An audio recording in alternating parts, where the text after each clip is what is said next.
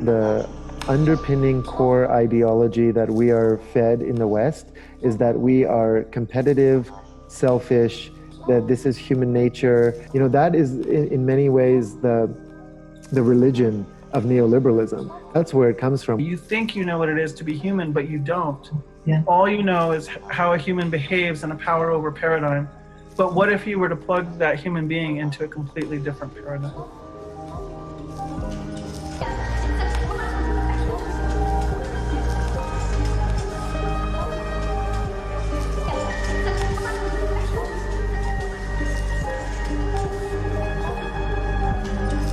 For the past few hundred years, and especially in the last 4 decades, people on every continent have been increasingly at the mercy of a colonial, globalized economy.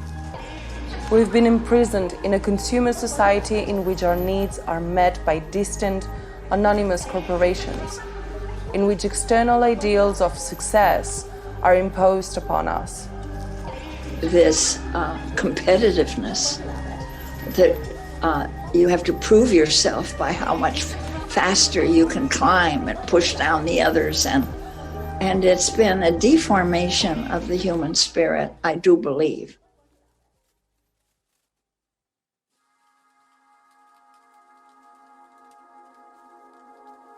But for hundreds of thousands of years, we evolved for a very different type of living. Tribalized. I don't mean tribalized as in ideological oppositionalism. I mean tribalized as I live with these 150 people. My survival is dependent on their survival. My contentment is dependent on their contentment. There's no brain system that supports competition. There's no brain system that's all about aggression. All these assumptions that this society ascribes to human nature, they don't exist in our neurophysiology. And there's an ache now for people to discover who they are.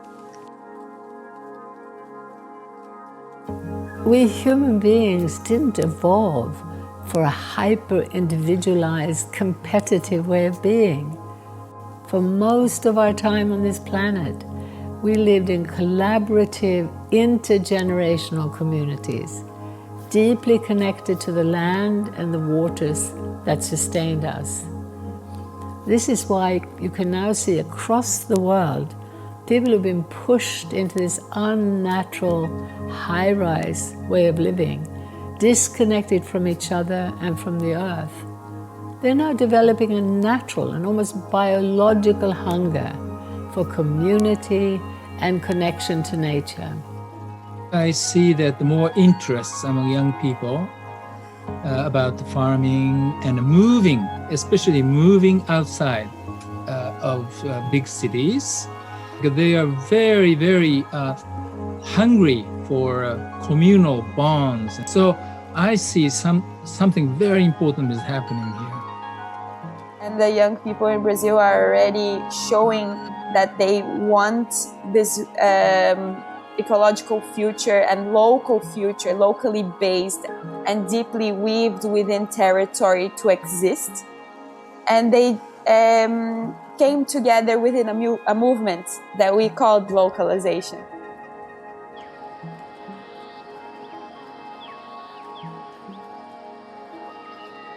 Beyond the mainstream media, on the ground on every continent, a quiet revolution is emerging. People are seeking community, collaboration, ways of life that nurture the natural world instead of destroying it.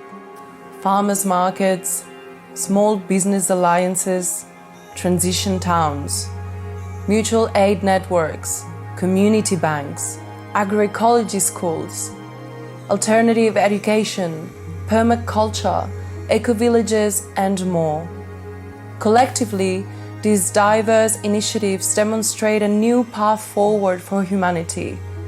It's a path that localizes rather than globalizes, connects rather than separates, and shows us that human beings need not be the problem.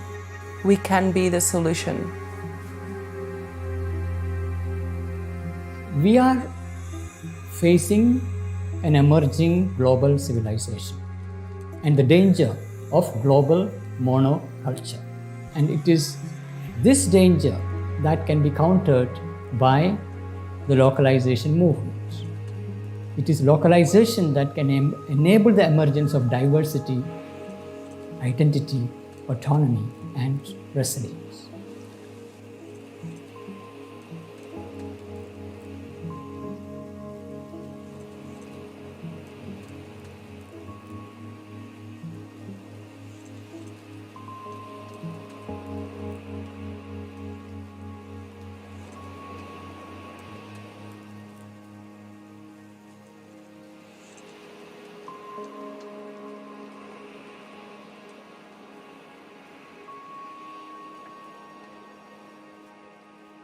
This is a time for localization. It's modest, it's simple, almost beguilingly simple. But it's also complex. It also means that we have to shapeshift. It also means we have to be different. In local economies, people can see their impact on others and on nature. This is a human scale, where the structures create transparency and accountability and bring out the best in people. This, for me, is the strongest argument for localization. When people work locally, they look after what they're working with. They have a longer horizon. They're not thinking to the next shareholder meeting, to the next quarterly profits review. They're thinking, what would this be like for my children and grandchildren? That kind of long-term vision is profoundly ecological. People want to experience their responsibility. And that means that you carry yourself with pride and dignity because you matter. What makes a human being happy? I don't want to trivialize that question, but I would say that it is multidimensional relationships. Relationships to each other, to other people, to non-human beings, to a place. You create together. You meet physical needs for each other. You are embedded and you could say of a place, not just a separate self. But you are part of a circle, of a circle of circles of circles of circles of relationships. Therefore, you know who you are. Therefore, you have a sense of belonging. So what Mahatma Gandhi calls Swadeshi, meaning economics of the place. And we celebrate the diversity of cultures and diversity of religions and diversity of languages, but we keep ourselves rooted in the place where we live. When it comes to food, when it comes to the way that we organise power, when it comes to the way we organise health, and even, I would say, issues as potentially complex as justice, we need to localise where possible.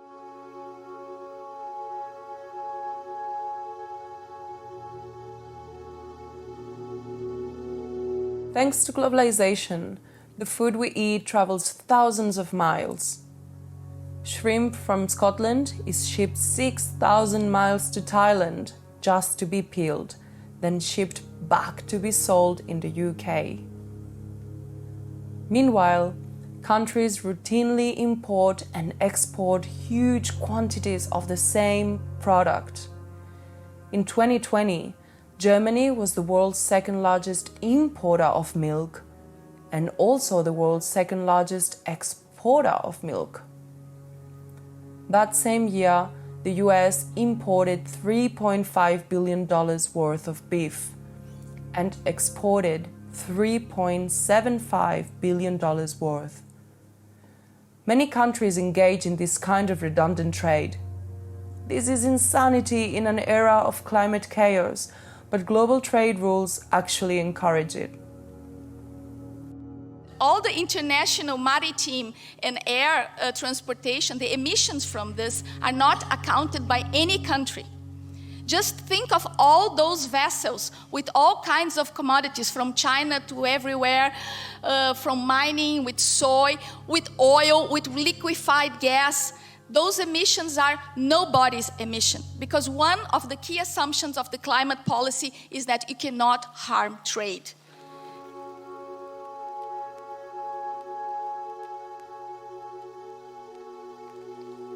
The global market pressures towards vast, chemical-intensive, monoculture-based farming.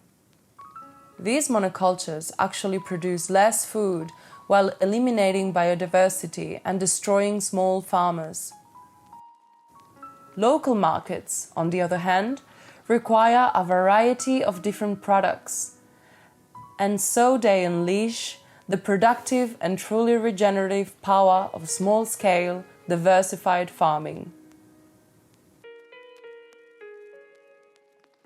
Permaculture has contributed to that acknowledgement and importance of these smaller, localized economies for radically reducing ecological footprint. It's desperately important that we take control in our communities of our food, to eat food grown locally as much as possible.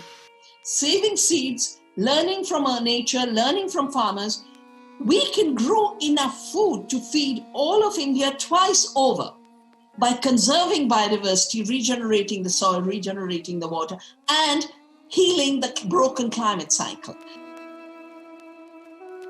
Agriculture uses half of all habitable land, so a shift from global monocultures to localized, diversified food systems would literally transform the face of the earth.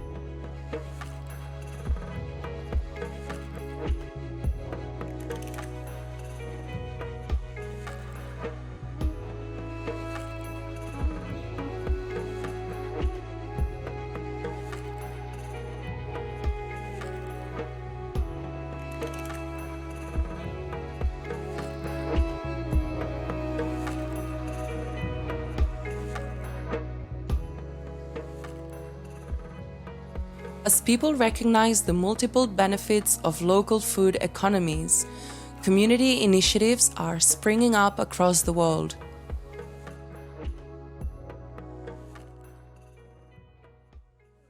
We have over 1,500 urban gardens and farms now all across the city of Detroit. We are going to build a local ecosystem of food entrepreneurs, and we are about to build the most delicious local food economy on the planet Earth.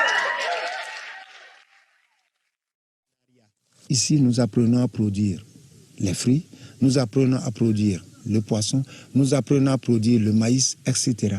Tout ce qui va concourir à nous nourrir, tout ce qui va concourir à promouvoir l'économie locale, c'est-à-dire les richesses de notre terroir. C'est cela que nous visons. Mais si nous sommes là à consommer ce que les autres font tout le temps, on sera toujours pauvre et toujours esclave. Et c'est ça que je ne veux pas de la nouvelle génération. Number of young people from the city want to come back to the farm is increased. They have strong intention that they want to do organic farming. Now we do a lot of training, mainly people from the city come. And most of them ready to quit their job. Many of them looking for land, and many of them bought the land already. We have a madness in this world where food that is grown around our cities is largely exported to other areas, either within the country or even outside the country. And wouldn't it be so much better if the local farmers had the opportunity to work with the local communities to bring their food into the city as was traditionally done.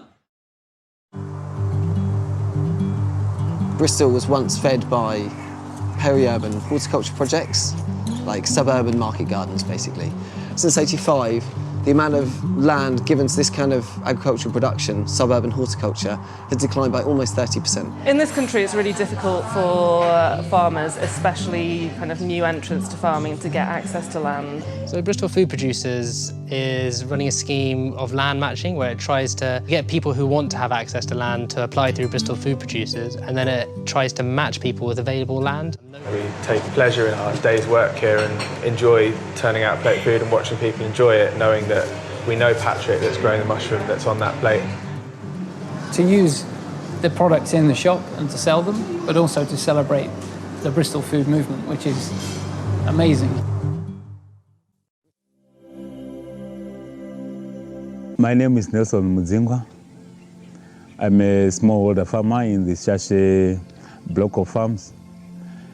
We are demonstrating and showcasing many of the practices that we relate to our local processes of producing food and at the same time managing our environment.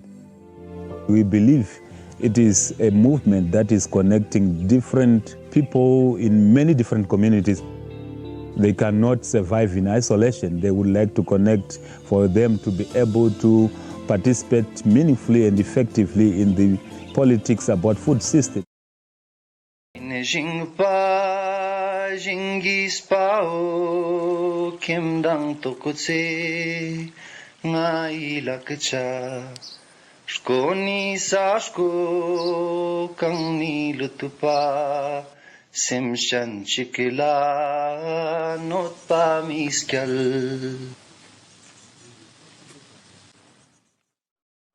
Tene I sakyat po tene dang dire tu zanga da chamjik skyop se borche chingna tene ina sakyat ga ngati lakpa ne tene chodmek tapchis po ni na chamjik khakchan dik dukle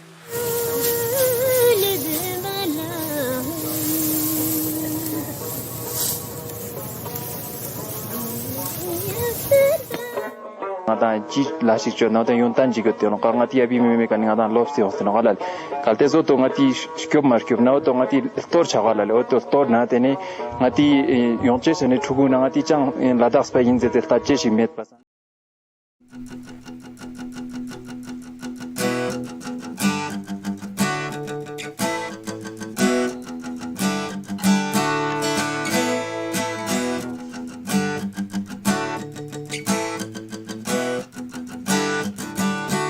We are a group of friends in Budapest involved in different activities dealing with sustainability and more social justice. We met and decided to launch an ambitious project for better well-being called Cargonomia. We would like to distribute healthy local food in Budapest with our self-manufactured cargo bikes.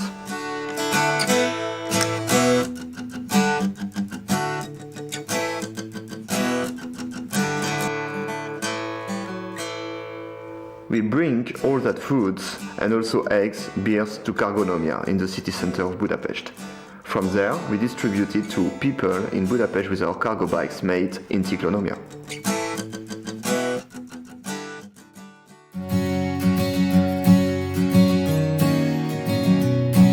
There's this widespread belief that we need big farms and ever more technology to feed the world. Actually, exactly the opposite is true. We need small-scale, diversified farms everywhere. Supporting this turnaround is an essential step in transforming the entire economic system, and is something that we can all contribute to right now, wherever we are. Local food economies are essential for restoring our health and the health of the planet as a whole. But to build those kinds of economies, we must recapture our rights from global corporations. Beyond these community efforts, localization must advocate for structural changes in the social and production relations between farmers, traders, and landlords. We hope to contribute in the building and strengthening of a global movement that will challenge the monopoly control of TNCs over food and agriculture. It starts with simple questions, actually, of where does my food come from? Where does my water come from? Who controls these systems? How are decisions made around these? And it starts to connect to larger social movements who are actually trying today to defend our territories, to defend the water resources, to defend control over our own knowledge systems. これから先、私ども日本でも多国籍企業による種の支配が始まったところです。今、ローカルって各都道府県、市町村、そういうところから我々は地方から私たちの食と種を守る。And we need policy reforms that supports localization and agroecology and community-supported agriculture. The need to have strong mass movements of farmers and small food producers, of workers and consumers, and all their advocates. So we need to support and strengthen such a strong people's movement.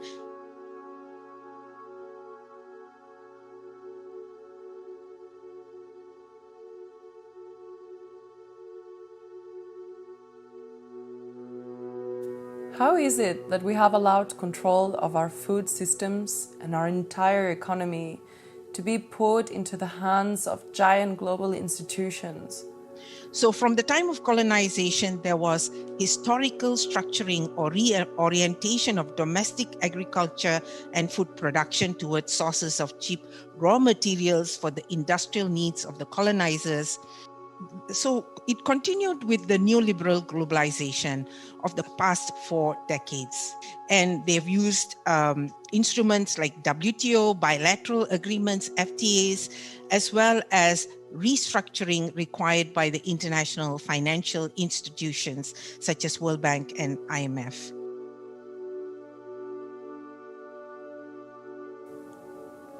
Since the 1980s, governments worldwide have been signing onto trade treaties that give multinational banks and corporations more and more freedom and power.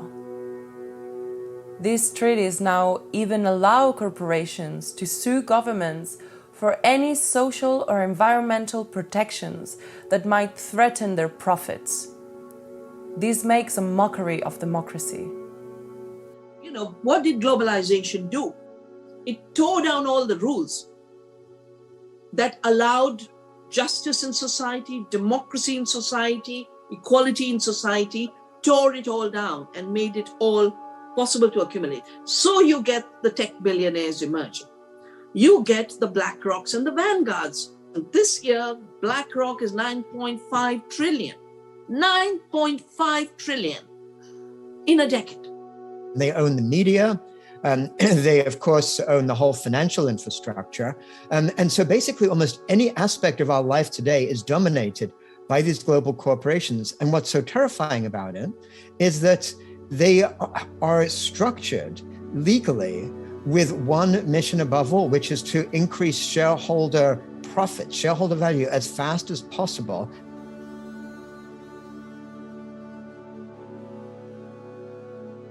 They want to reinforce the current unsustainable global system with a new technology. Now, as we move forward with this localizing movement, we have to be very, very careful with this word, new technology. Because now multinational corporations are taking over our food system with that. Can you imagine a future where multinational companies' servers on the other side of the world automatically manage the robots plowing the farming? The World Economic Forum has set the goal of digitalizing the whole world. In fact, Yale has already collected 24 million hectares of digital data from all over the world. Saudi Aramco, where energy is opportunity. Governments on both left and right are rolling out the red carpet for these corporate giants. They're freeing them from regulation they're freeing them from paying taxes, and they're subsidizing the expansion of globalizing infrastructure. At the same time, citizens, small businesses, and even national industries are squeezed for taxes and burdened by ever more red tape and bureaucracy. That's why products from the other side of the world generally cost less than local products. It's why the gap between rich and poor is so extreme. It's a completely unfair economic playing field. When you have a system that actively undermines the social network and destroys communities because it throws people out of jobs without any thought to the impact of what that will have on a local community.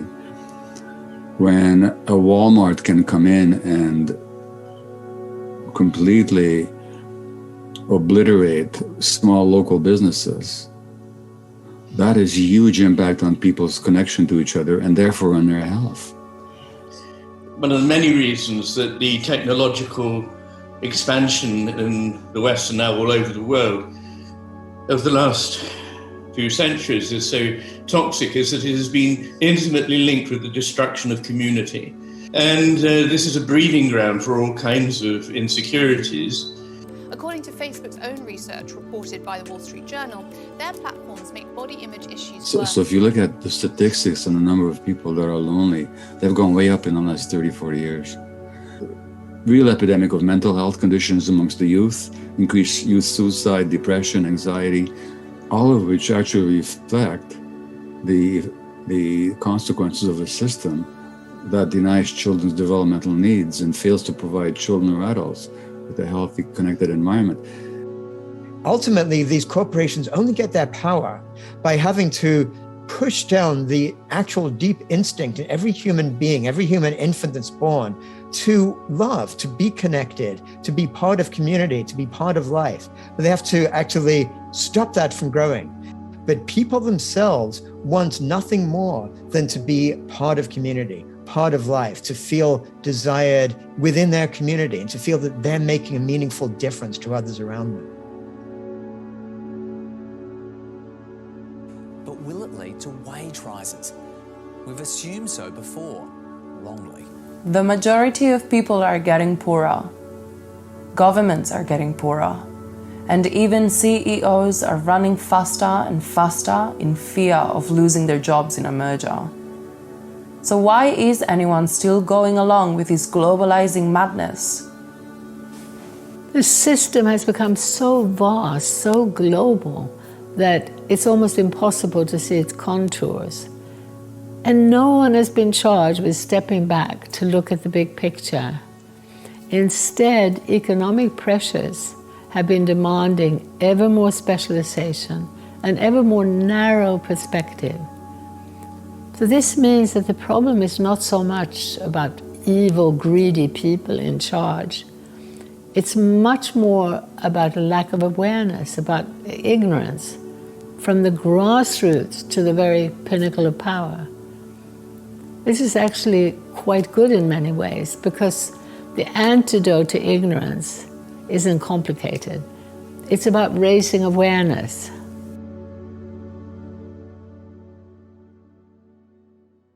The globalized economic system that dominates our world is like the Pied Piper who led the children of Hamelin to their doom.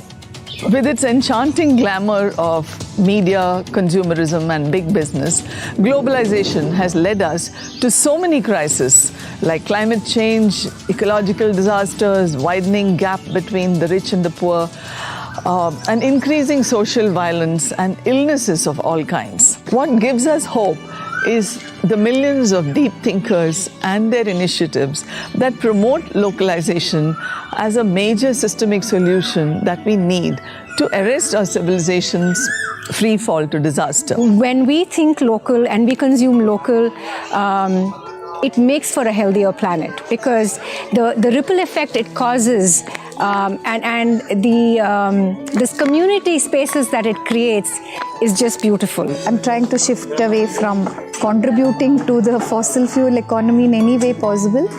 It makes so much sense because the only people making money in the whole economy seem to be the people who are extracting from the system. Millions of local initiatives already exist in India for local agriculture, innumerable local crafts, creating local economies, and much more. 93% of our total workforce of India is from the unorganized sector, which includes small and localized businesses.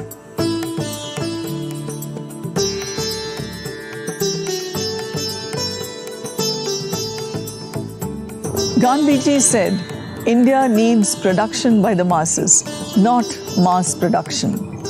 And that we need Gram Swaraj, which really means respect for localization.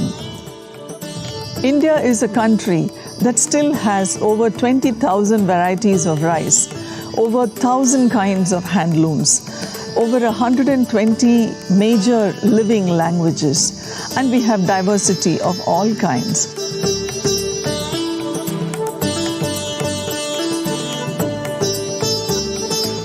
We still need to follow the wisdom of Gandhiji. Sabemos que el metabolismo de la economía globalizada es irreconciliable con la finitud del sistema biofísico. De esta manera, en México como en Latinoamérica, por eso y ante esto se han construido y se han edificado una diversidad de movimientos antiglobalizadores, como movimientos de contracción, de resiliencia comunitaria. ¿Para qué? Para fortalecer en este tejido de las economías familiares. Y en esto, el papel de las mujeres ha sido crucial. Nuestro grupo somos 100 compañeras, 100 familias las que participan. Y siento que lo que más nos ha ayudado es a fortalecer la economía local. Y este año, bueno, a fin de año pasado, 2020, nos invitaron también a participar en un consejo por la defensa de aquellos compañeros que sufren la criminalización por defender su territorio.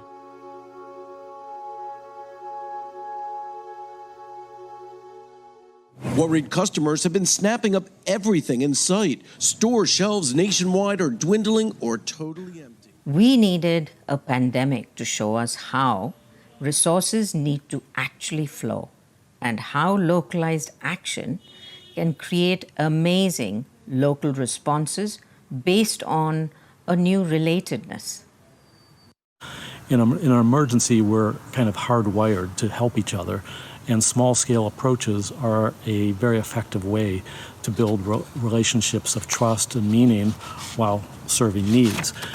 So one of the really dramatic consequences of the coronavirus pandemic is the rise all over the world of community-based mutual support groups. Some of them are amazing.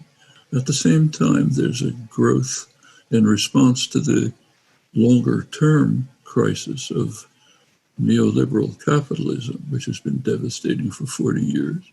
There's a growth of worker-owned enterprises, collectives, community-based services spreading all over. One of the things that happens in the midst of large-scale shocks and crises is that we realize very quickly how vulnerable our globalized supply chains are.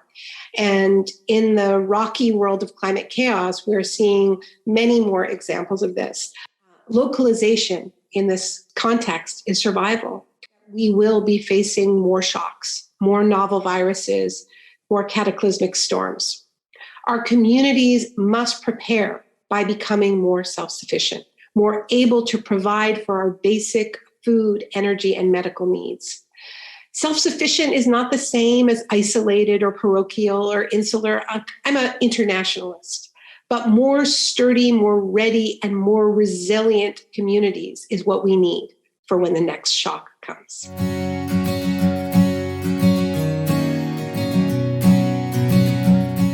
In the modern world, we have been made to believe that globalizing economic development is inevitable. cookie-cutter houses, bigger highways, homogenized main streets, concrete and high-rise and corporate logos on every corner. We have called it progress and treated it as some kind of evolutionary force beyond our control. But all around the world, communities are exploring a diversity of place-based alternatives. We have to rebuild our local economies, our local societies, our local politics. And there's millions of movements around the world which are actually saying, no, we are the power, we claim the power where we are. We're not going to give it to politicians or to corporations. A community decides to manage shared wealth in ways that are participatory, fair, and peer-governed. And this happens outside of markets, outside of the state. It's people-driven. We see it in cooperatives and local currencies and time banking. We can see it in community forests and community-supported industry. The commons and localization are not fated to be small or uninfluential because they're small. The strategy is to emulate and federate, to federate horizontally so we can coordinate and trade knowledge and grow a bigger footprint while keeping the appropriate scale. And there is a master plan for developing the area, and we've looked at it and thought, well, it's exactly as a master plan would be in the late 20th, early 21st century.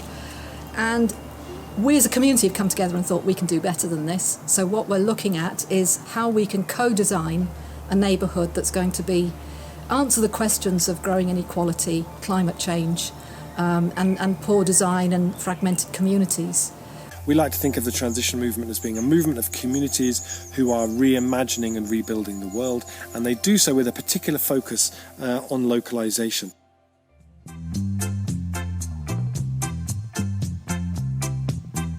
Share is an empty shop that has been converted into a library of things. I am one of 8 apprentices that have created Share, a library of things. So the Share Shop is basically a physical hub for people to lend items to each other. So similar to a library, you can borrow stuff, but it's not just books, but it's also DIY items, tools, leisure, holiday equipment, all of that kind of thing. It reduces the amount of stuff that we need to have ourselves. You can come to the shop, repair your bike if it's got a puncture, if you've got something else to fix, just to come down. There's such a huge range of possibilities of what this shop could be. When we treat economies and communities as local as opposed to global, we have a chance to exercise real power over the way our lives are run. This is going to require great regulation of many of these centralized institutions, e.g. in the corporate world, in government. Let's create a fair playing field. Let's stop giving subsidies to big business. Let's get the tax code fair so that local economies have a fair chance to thrive. Let's stop using the Farm Bill to give 90% of our farm subsidies to the biggest farms. If we go down the list, there are so many ways in which policy is working in favor of the big guys. And if we level that playing field, and if we recognize the various benefits that local businesses bring, I think we'll get very different outcomes. ぜひそういった多様な食文化、それから多様な命をしっかりと守っていけるような法律を作っていくことによって日本国内においてもそうですし、ひいては世界においてもそうしたローカリゼーションの活動がしっかりできるようにしていきたいと思っています。 역시 전주에서도 지역화 관련해서 지역 금융이라든지 지역 에너지라든지 지역 먹거리라든지 많은 일들을 하고 있습니다. 어쨌든 이 세계화, 신자유주의의 엄청난 파고를 막는 힘, 이 지역화의 힘으로 저는 이런 작은 도시들 그리고 국가 또 지구적 연대를 한다면 저는 충분히 행복한 세상을 만들 수 있지 않을까 그렇게 생각합니다. I'm bringing a little bit of a different voice of hope, the voice from what probably most people think is an unlikely quarter to have voices of hope, and that's the business world. So when we live and work in the same community, we see every day the people that are affected by our decisions, whether they're our employees or our neighbors or our customers, our suppliers, or our environment. And we're more likely to make decisions from the heart as well as from the head. Imagine if a grassroots movement of local people decided that we could make and grow and invest in the goods and the services that our communities need. That jobs and wealth were better in the hands of the many rather than the few. That as manufacturers, family farmers, independent retailers, as energy providers, or as community bankers, that we could all just decide that it was all right to care for each other. Here at Bali, the Business Alliance for Local Living Economies, we know that real prosperity is local by its very nature. From Seattle to Cincinnati, Asheville to Minneapolis, New Orleans to Vancouver, BC, Bali is celebrating and recognizing, supporting and connecting the leaders of a new economy. Those communities in the United States with the highest density of locally owned business, there is the highest per capita job growth rate. That in those communities with the highest number of locally owned businesses, there is the highest per capita income growth rate. In other words, the best way of reducing poverty, increasing equality, is to go local. We also know that local businesses are extremely profitable. This is from Canada, and what it shows is the most profitable businesses have 10 to 20 employees. The least profitable businesses are those that are traded on the Toronto Stock Exchange.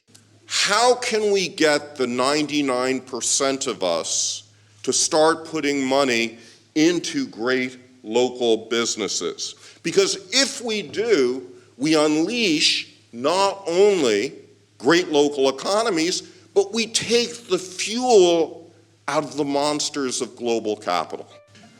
In Nova Scotia, there are communities that are now allowed to create local pension funds. And there are maybe, 50, 60 of these pension funds. In New Brunswick, they just implemented a 50% tax credit. Every dollar that you put into a local business above $1,000 generates 50 cents of reduction in your taxes in provincial tax obligations. These are serious, serious reforms. Localization addresses people's mounting concerns with the cost of living, with their financial security. Simultaneously, it reduces emissions and other environmental destruction.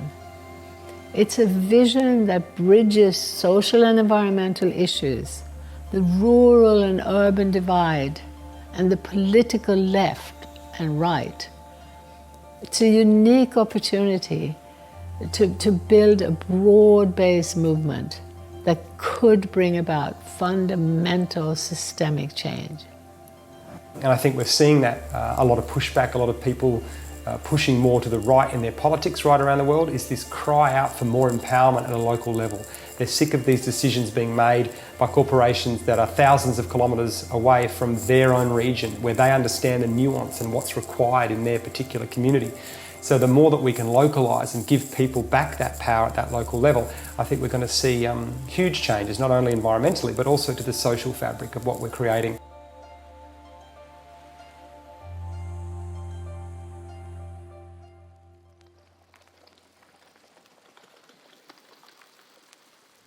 Only the tiniest fraction of the global population is actively involved in promoting the continued globalization of the economy.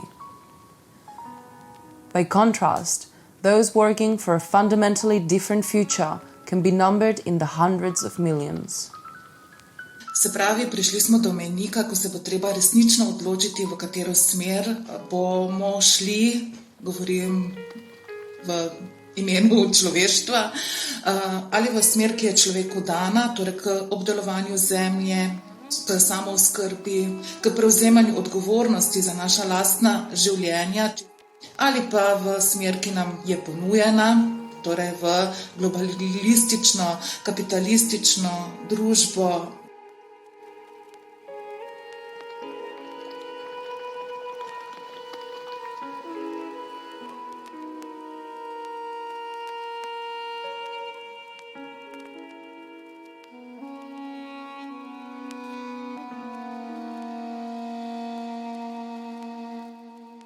this is a vital time to do different kinds of activisms, different kinds of work. So power needs to change. Our notions of power need to change. If power is always at a distance, then we will frame economics and the economy as food coming from far away. And we will valorize, reify, ordain, and celebrate a system that denies us the immediacy of our surroundings. So do you see that the mission of this movement is bigger than ever before?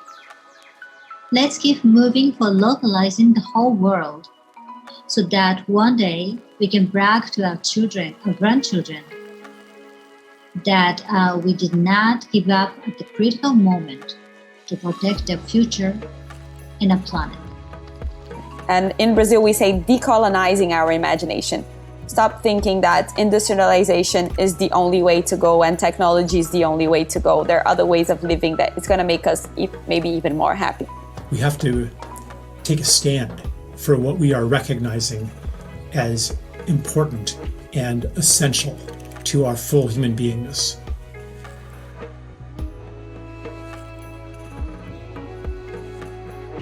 Move people away from this idea that we're in a kind of Darwinian struggle, one against the other, into the notion that we live in communities and we must help each other in communities.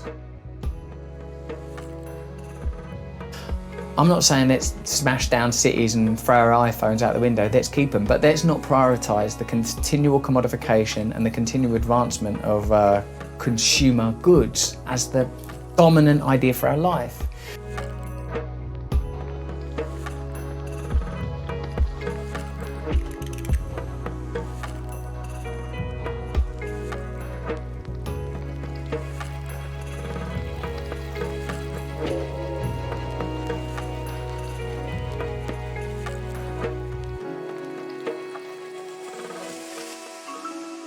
それが私たちがまさに生きること、いわゆるローカリゼーションだ。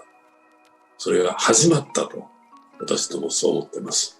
どうかみんな頑張りましょう。The real change does not come from the top. Real change does not come from the center.